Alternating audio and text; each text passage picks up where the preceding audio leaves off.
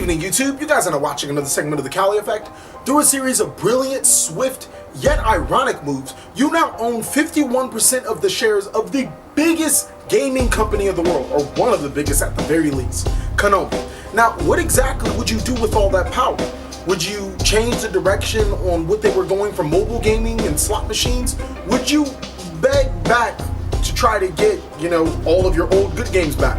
Or most importantly, what you guys are probably watching this video for, what would you do with the Yu-Gi-Oh scene? Let's find out in this video. Okay, first order of business.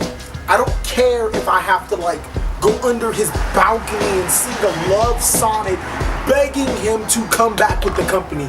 Hideo Kojima needs to be back working on Metal Gear. And look, this is coming from somebody that doesn't even like Metal Gear Solid as much as the hardcore gamer would love it. This is coming from the complete concern of where the franchise of the game is going. Like I said, I'm not a hardcore Metal Gear fan, but the franchise seems to be going down the toilet. And I think a way to fix that would to be sending that love sonnet as fast as possible. Also, Silent Hill could use a revamp of some sort. I don't think it's a bad game, but it could do that.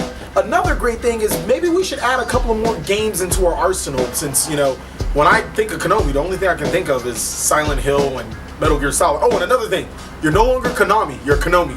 So, you guys are wrong for trying to correct me. I don't think I should be named Konami or Konami. I like K-Money. At least you know I'm coming after your money. I mean, at least you know I'm going to dig into your pockets and take everything there.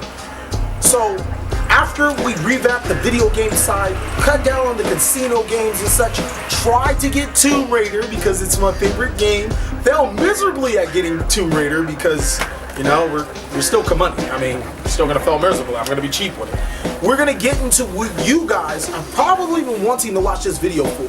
What would I do with the card section? Now, it's going to make you guys wrestle a couple of you guys as jimmies. Probably is going to make everybody happy. Who knows? The first thing I would do is that we will not, and I mean we will not, reprint a card in the same rarity. So, 2014 was the first time we received Megatens. And as you guys know, Dracosack, Mecha Phantom Beast Dracosack was a $150 card at a point in time. At the time of the reprint, Mecha Phantom Beast Dracosack from Lord of the Tachyon Galaxy at its max was $20. That's a pretty huge price decrease over a year. I can take, for example, Pokemon. I have full art ends for the people that know what Pokemon is. When I first got them, they weren't worth as much as they are now. If I remember correctly, they retail $110 each. So for the fact that that card is almost 4 years old, and not only did it retain its value, it went up in value. Shaman, another awesome card. It did receive a reprint, but it's still worth a hefty penny. I don't necessarily want to say that it's the Yu-Gi-Oh players being cheap. I think it's more of how Konami goes, or how we go about our reprints, which is something that's money we would change. So let's get, for example, Zodiac Barrage, which currently sits anywhere between $100 and $80, depending on how it feels and its feelings on any type of day. We will reprint a card like Zodiac Barrage later on down the line, but instead of reprinting it as a secret rare, we will reprint it as a common. Also, henceforth, no card high-end sought after will ever be reprinted at anything more than a common. So that's right, if you guys want to play your Dracosacks, it's perfectly fine. We have common versions of them. And for you high-rarity yellow swag players, we still have the secret rare. And guess what? Those are the only two prints that will exist. If we ever to give a rerun of it, it'll be common. I feel like that's a really good idea because not only does that drive up the market value of high-end cards, it also allows players to play the low-end or the high-end cards or the competitive cards at a common rate. Possibly even when we make sets or when we introduce sets, we'll have the common version inside of the set itself as well as the high-end version, kind of like full art and half art in Pokemon. That way, the high-end cards can still retain its value and you, the player, will still be able to save some money by destroying your wallet. Because, like I said, while I have K-Money, I kind of like you and want to keep you around. Alright, the next plan of action.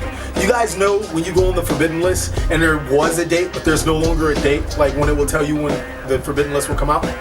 I'm still not going to change it because I'm a jerk. Oh, you guys hate me, I know. That's not changing, I'm sorry. But I will propose to you guys.